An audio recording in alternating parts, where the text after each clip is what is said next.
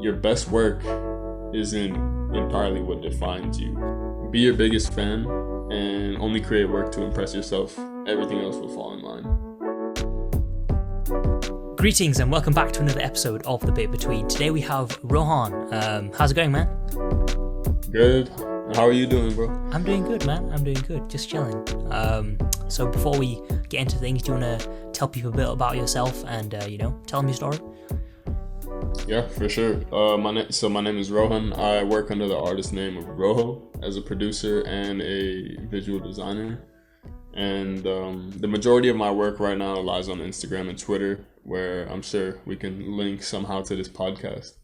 But I've been designing and producing now for almost 7 or 8 years. I grew up trained as a classical pianist, quickly realized I was tired of playing other people's music.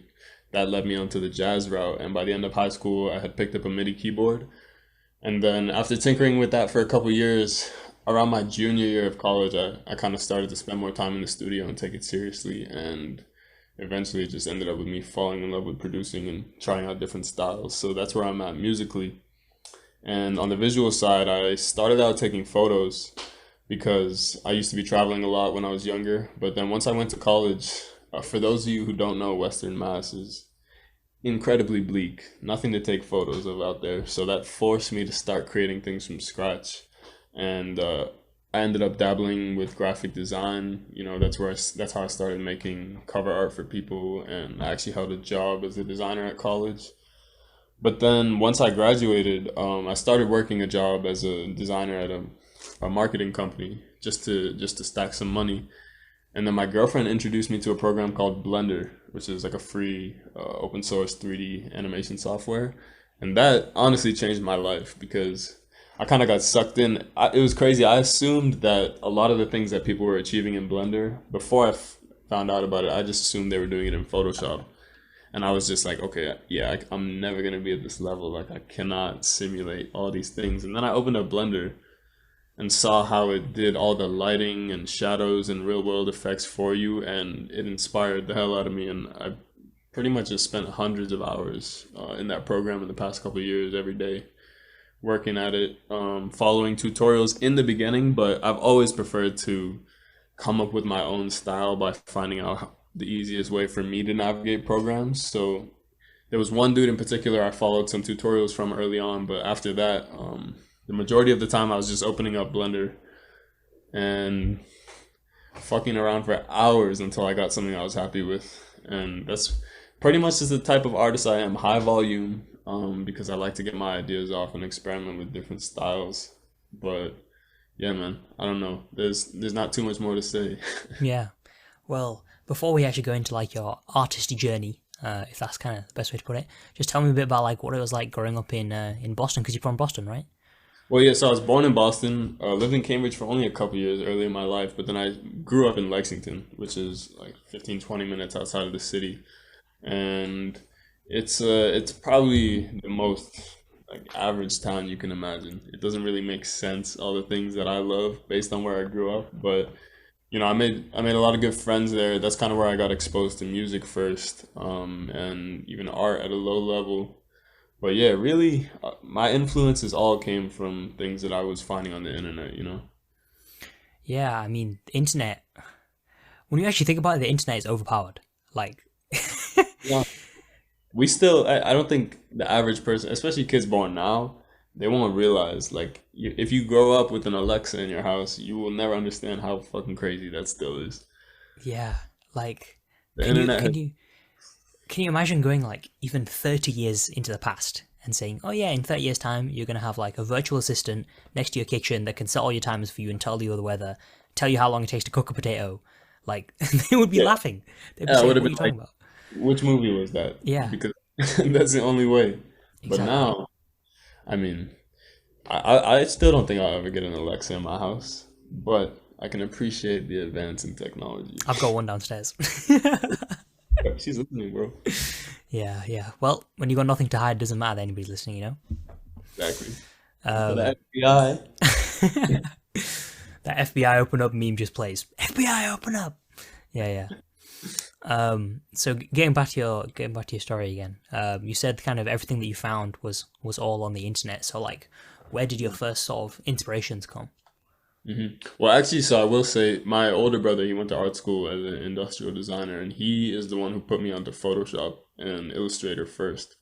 So that just inspired me to try and create things that because I was never really good at drawing or making physical art, but I discovered with digital, it was kind of it gave me more leeway. So my inspiration definitely came from him at the beginning, but then after that, I don't know, man. It's hard to say because when I look at the art I made back then, I'm like, what the fuck were you thinking? So I don't even really know. I spent a lot of time just looking at the work of photographers. Um, Even a lot of time on Pinterest, just looking at all the art around that people were making around the world and the different styles, and I would draw from things where I could. But for the longest time, my the most important thing to me has been making my own style. So I tried to sample a healthy amount from my inspirations, but at the end of the day, a lot of my style just comes from like brute forcing it. Hmm. Yeah, that makes sense. I mean, it seems like you have a very cool like progression where you went from like you. It seems like you always had like the undertones of music in there, but then you went from like one form of art to another form of art to another form of art. Yeah, Um, exactly. And it was never a rigid transition.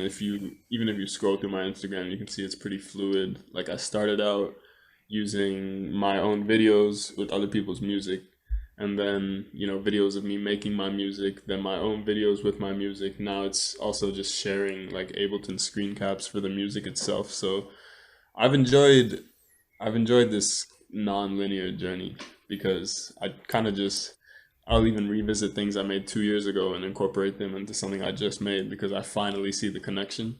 So it's been hella fulfilling. that's so cool, man. That's so cool. I mean, the route that you've taken is pretty unconventional. You know, if that's the best way to put things. Um, A lot of people ask me, they're like, "So do you make everything on your page?"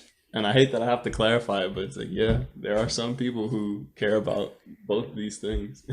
that's crazy. I can't believe people would actually ask you that. Because I mean, I don't even blame them sometimes because it's like you can scroll through my page for a while and not even see a picture of my face. So I think some people think it's like a curated page, oh, like or a archive page. yeah, exactly. It's like Okay, no, yeah, it's me, all me. Yeah, yeah. So the route that you kind of went through is a bit unconventional, which obviously for us brown people, you know, it's difficult. I think I was in a very lucky position because my parents have been quite accepting of like me not wanting to go to university right now and stuff like that. But what was your experience with family and their outlook on what you did and what you're still doing? hmm yeah. So I think what made it different for me than a lot of kids is that from the very beginning, I kind of had a strategic approach, and I'd seen the way that this situation played out for other people. So I understood that like until I was able to prove tangible success, me telling my parents anything wasn't going to do much. So I figured my best bet was to, stick this degree out. And because at the same time, even though I wasn't really passionate about it, I can't lie, like spending 4 years in that chemical engineering program made me smarter, just kind of across all aspects of life. And it at the very least gave me a better approach to just solving problems. Because most of the time I didn't know what the fuck was going on. So I was pretty much just learning how to tackle different situations. But yeah, I knew that because I've always kind of been an entrepreneur selling whatever I could make at the time to make some money. So I knew that if I put my head down, I could at least give myself the chance to generate some income or some sort of success that I could kind of prove myself with. And over time, like I kind of did all the normal things on the side. Like I went to school, I worked that 9 to 5 job, but I was spending every other waking moment setting myself up. So once I started making a little more money freelancing and building a better brand around myself, it became much easier to convince my parents that like this is a viable route. Hmm. I think early on, the other thing for me was I didn't really come into my artistic self until like the past couple of years. So even 3 years ago, I wouldn't have considered it as an option. So that kind of stopped me from even bringing it up. Okay. But I know it's not that way for everyone. I mean, you're actually in a cool position, where you have your parents accepting, and you Yeah. realize pretty early on that it's not for you. I mean, So you saved yourself a couple years at least. yeah. I think a little bit of a difference between me and you maybe would be like I was at school studying biology at university, right? And I didn't give a damn about biology. I'm gonna be honest. I don't give a damn. Like the only reason I was studying it was because I did biology, chemistry, and maths at a slightly lower level. Hated maths now and hated chemistry. So I was like, well, the only thing left is biology. I gotta go do that. And the fulfillment was just non-existent. I woke up every day feeling like my life was pointless, meaningless, because I was studying and working towards something that I didn't give a damn about.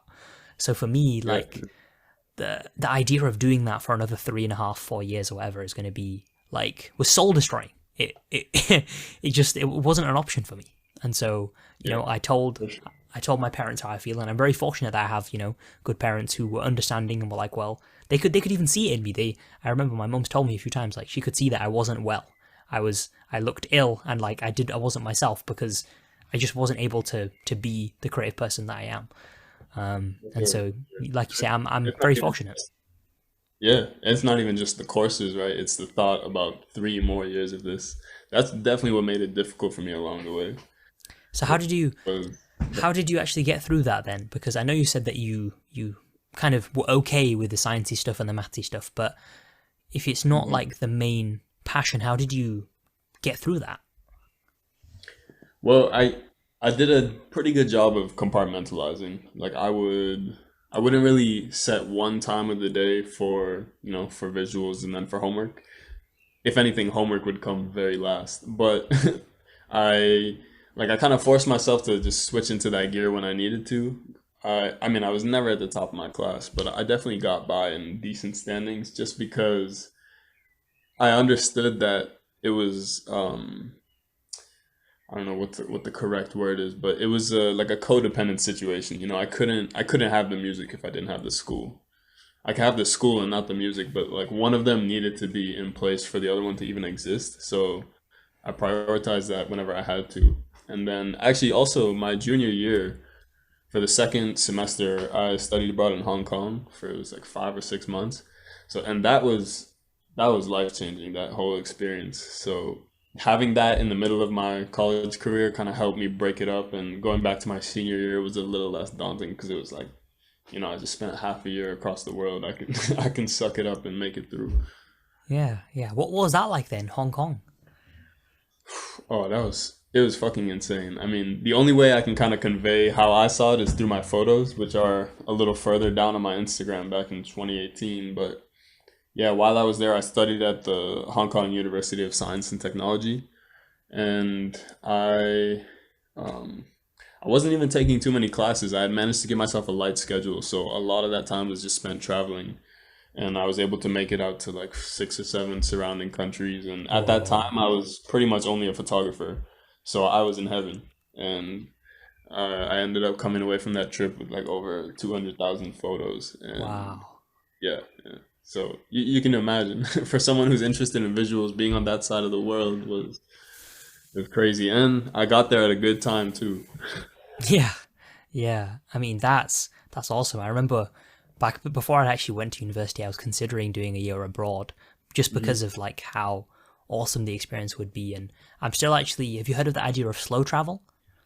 No, what's that? So essentially, it's where you, instead of just like going for a week to, France and then coming home and then going for a week to Germany and then whatever, you actually kind of live in that country for Mhm.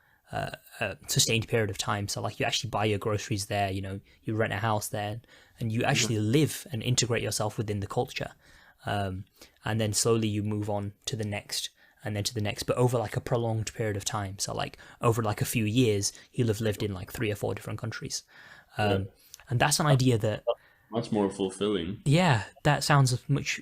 It sounds a bit like what you did in Hong Kong, basically. Yeah, just on a bit of an accelerated scale, but Exactly. Um, everywhere we went, yeah, it was, we were trying to do that as much as possible in the time we had. yeah.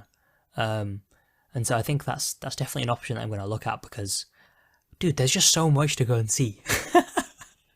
Oh man, the pandemic makes that statement hurt even harder because I'm someone who will gladly spend my money on plane tickets, instead of clothes, at least these days. And I haven't been doing either as of late, so Yeah, it's sad.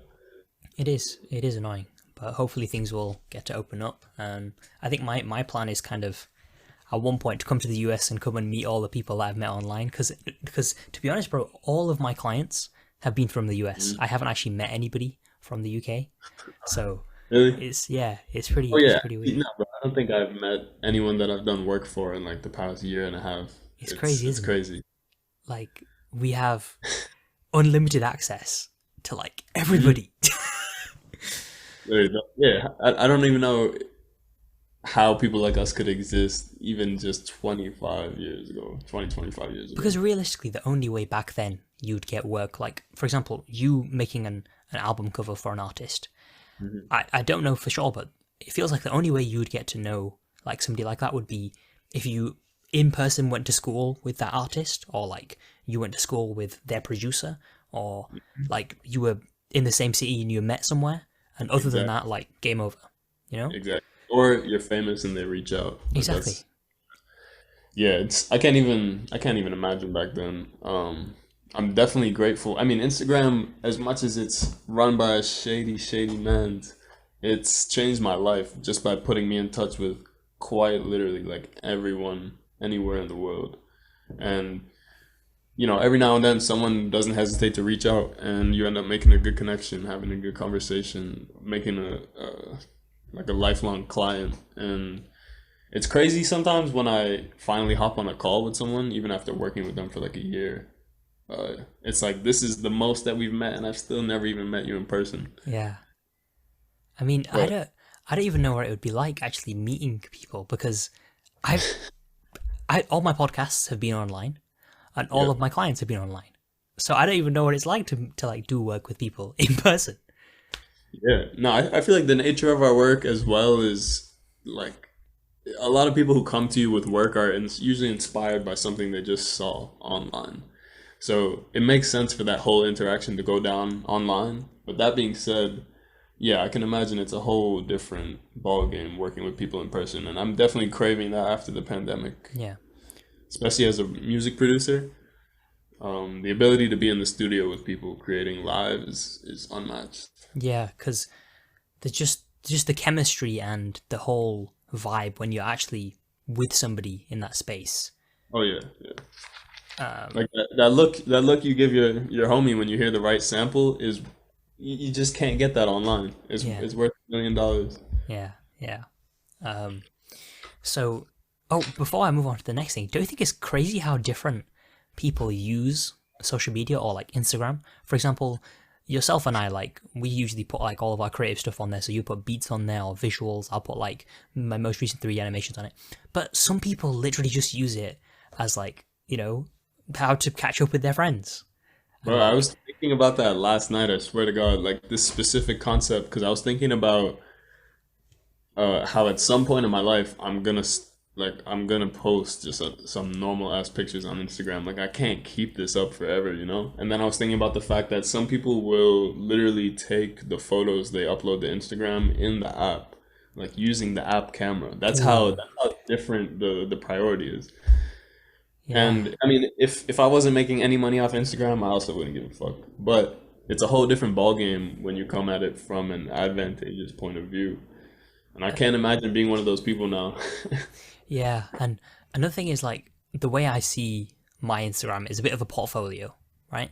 Like, Yeah. obviously, at one point, I'm going to set up a website with an actual portfolio, but when people find my my page because of somebody else or a video that I've done for a client, like, I want them to be able to go on my page and be able to see my work and be like, oh, yo, that's actually really cool. And I want it to be Yeah. like an accurate representation of me at the same time. So then it's difficult to find a balance between like posting normal pictures, but then posting your work too, and Yeah, yeah, yeah. merge it all No, I together. totally, I totally, I feel like as a creative then online, one of the best things you can do to at least like, display that you have a personality and interact with your fans is things like polls and question and answers, going live, all those things that won't necessarily remain permanent on your page, but give people who actually are tuned in a chance to interact with you. Yeah. And someone gave me a really good idea the other day. They were like, you should put your, because I did a question and answer thing. I ended up getting a whole bunch of questions. A lot of them were about my process in music too. So they were like, just put this as a highlight on your Yeah. page. So now it's there for reference. And I feel like just looking through my posts, you wouldn't be able to understand like who is this person or like what do No. they even think like. But then just that little highlight can add something to you that a website actually can't. Yeah. So for that reason, yeah, Instagram is also my main portfolio, definitely. Yeah. Have you read a book called Show Your Work? I don't think so. Who's it by? I think it's by Austin Kleons or something like that. I can't remember the name of it. I read it really quite recently, and that completely changed the way that I used Instagram. Really? Because it basically talks about like when you actually think about it, there are a decent amount of people out there who would like to see not only your finished work, but like your thought process, what's actually going on behind the scenes and things like that. And when I read that book, which I definitely recommend reading, by the way, I'll send you a link to it after this. Like it just made me understand like I don't have to be the best at what I do. I just have to have something that somebody wants to have an interest in or that somebody might find cool. And all of these Right. things that are related to my work, I should put on my social media because people might want to see them. Yeah. Just like how you're saying with the highlight stuff, like being able to add more of context behind the work and more of a personality to the page Hmm. just makes it more interesting for people who are following along and who are fans of Yeah. you. Exactly, 1000%. And the way that I always justify it to myself is like, imagine yourself discovering a new artist. If every photo they post has no caption, like no tags, they don't have anything on their page about them, they're less memorable as an artist.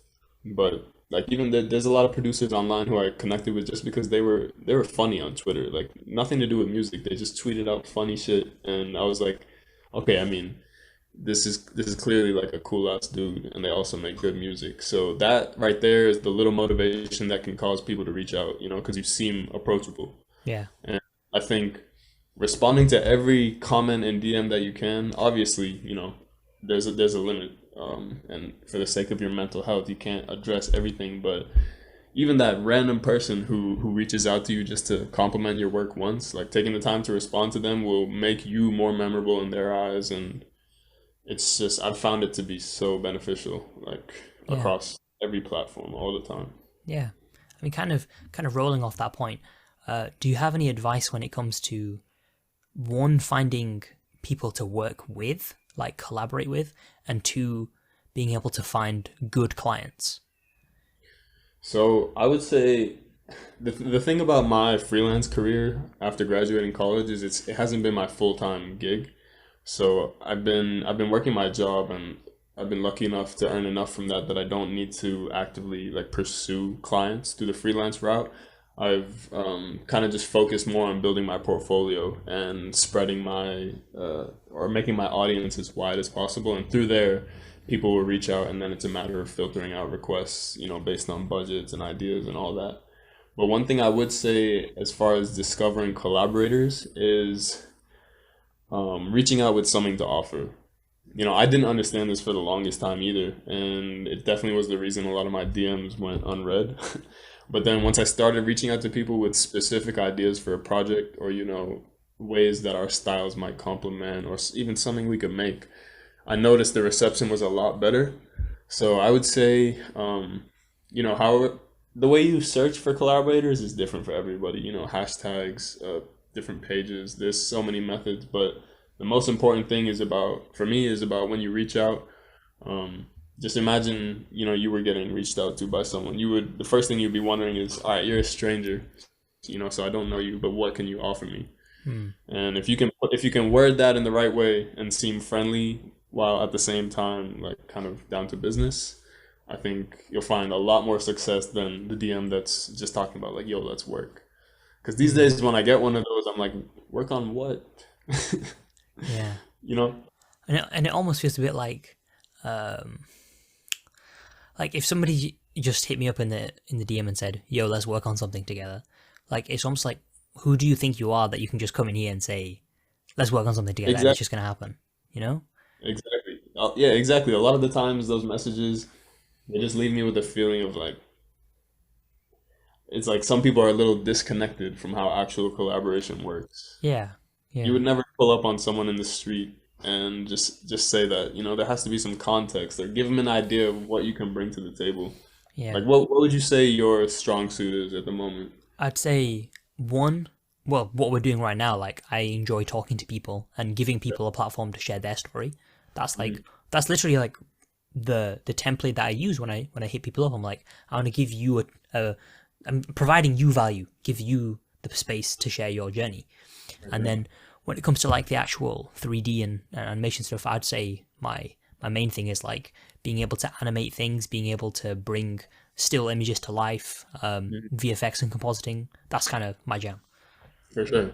Well, then, yeah, one thing I can immediately think off the top of my head for people like you is if you notice someone with a strong brand or like recurring themes or characters in their work, bringing those into different mediums is something that people always love to see. I've had homies in the past who they use certain 2D characters in a lot of their work and stuck it wherever. And then, I proposed the idea of bringing this character into a 3D setting and making it the focus. And everyone is always down to Yeah. see something they love in 3D. So, I can imagine if you reach out to people on specifically like that, I can imagine a lot of them would definitely be down to work and see the way that you envision things. Okay, I'll bear that in mind. I'll bear that in mind. Um, you said that when it comes to creating art, you have a very much volume over high volume approach. You Yeah, know, that's the other thing. People always assume quality over quantity or quantity over quality, but I like to do both at the same time as much as I can. I mean, I used to be a very much quality over quantity person because I was like, oh, it has to be really good, otherwise I'm not making it. Whereas now I've just figured out that like quality is quantity. Like Yeah, the more you make, the better you will get. That's it. I mean, you discovered something that a lot of people don't discover for like decades, man, and they don't drop any work. But you really, yeah, exactly. You need to be able to look back at your work and not like it as much because Yeah. that signifies that you progressed. Like, do you have moments where you look back at your older work and be like, oh, this is wrong, this is wrong, this should have been changed like this, I should have done the lighting more like this, the Bro, drones, this, that. shit I posted just a month ago, I'm looking at like, what were you thinking? So, as much as that bothers me sometimes, I view it as like okay, this is good. I'm tangibly progressing, Yeah. and the only person I'm trying to impress is myself. So, if I can look back and actually see a visible arc, then exactly like you said, the quantity is becoming the quality. Yeah. I mean, and that's another thing that's nice to see from the outside. So, one thing I noticed with yourself is, and like some of my favorite YouTubers that I watch, is a lot of them they keep all of their stuff up.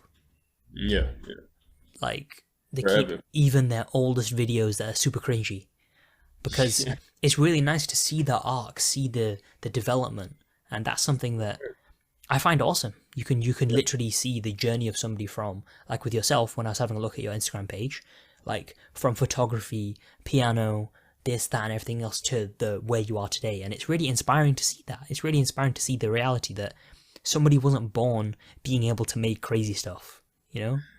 yeah, yeah. I appreciate that, man, because that's ultimately the most important reason for why I leave that up. I mean, it's for myself to have this cool archive, but also for anyone who's interested in my work. Um, don't be misguided. There's a point in time where everybody makes things that are not like anywhere near where they want to be. But yeah, it's cool that it's a very clear cut path. Like I can see specific days when I decided to use a new program, and then like I was looking last night actually at the first thing I made in Blender, which was like some September something 2019, and literally it was like a switch turned on after that, and my whole feed changed. Yeah. And yeah, it's important for people to see that like your best work isn't entirely what defines you. I think it's cooler to see an artist who evolved. I Like like when I that. see some, appreciate it, man. When I see someone with 100,000 followers and only like 20 posts, I know they got rid of their old work, and it's like that's just as valuable, to be honest. Yeah, because there's an entire story. there's so much going on there that it would almost be like every time like an artist blew up and got really big, they deleted all of their old songs and removed them from all the streaming platforms and stuff like that. Like that would be whack because you wouldn't be able to go back and see the progression. You wouldn't be able to see what the old them was like and how they've changed to become more popular. Exactly. Or even earlier when you asked me about myself, if I only told you about the past 2 years of my life because they've technically been better than all the ones before. Like that's that'd be dumb. That'd be stupid. It's of no use to anyone. No, because you start somewhere, don't you? And then you just keep getting better. Yeah, exactly. And like what you mentioned earlier, keeping the posts up is another way to make it just humanize yourself.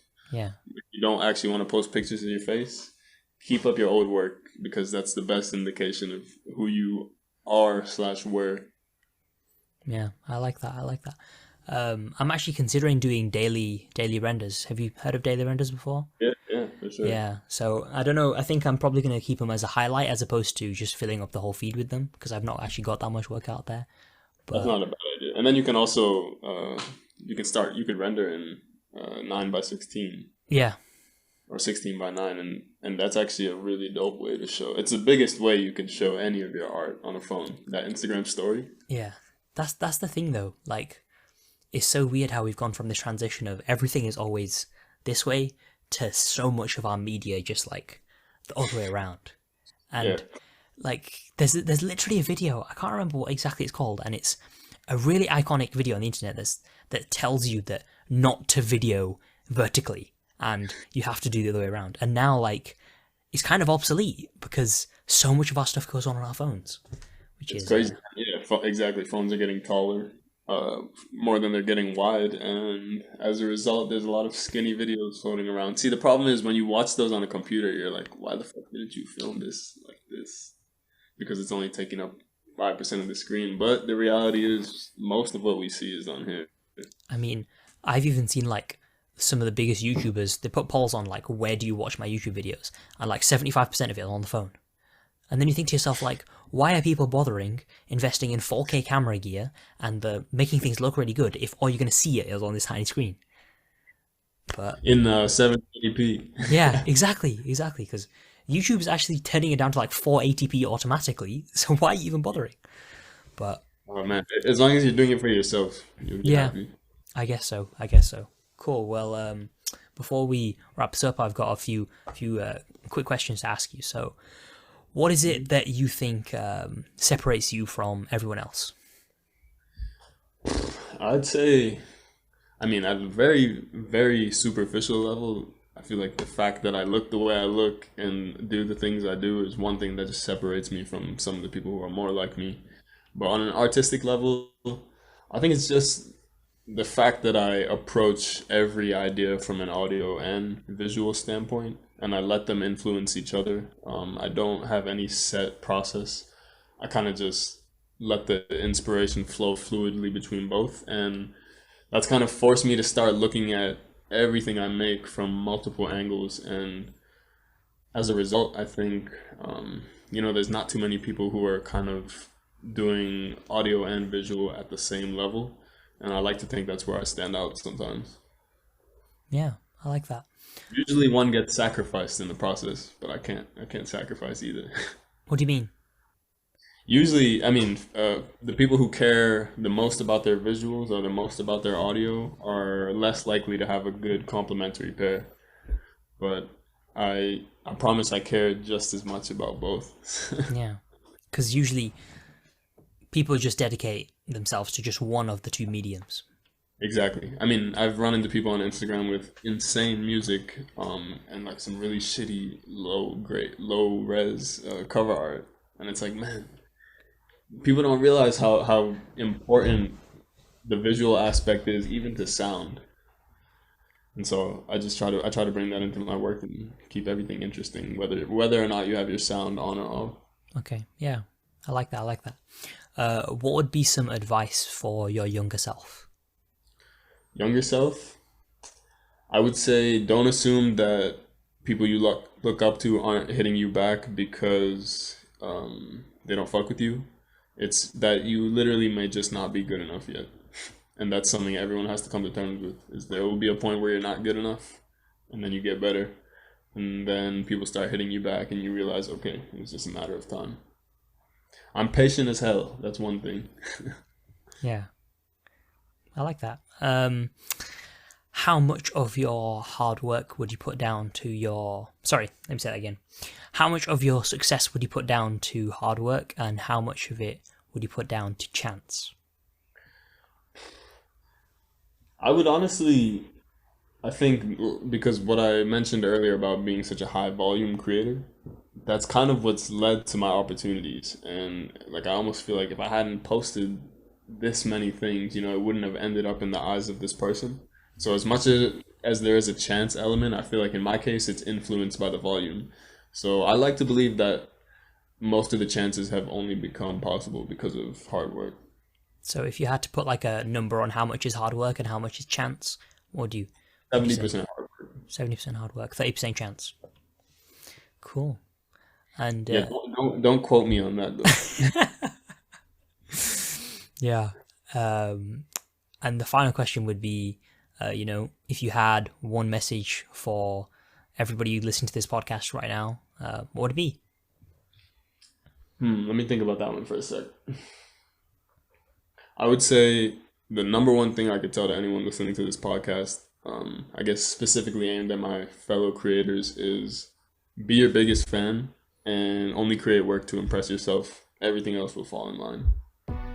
Dude, I love it.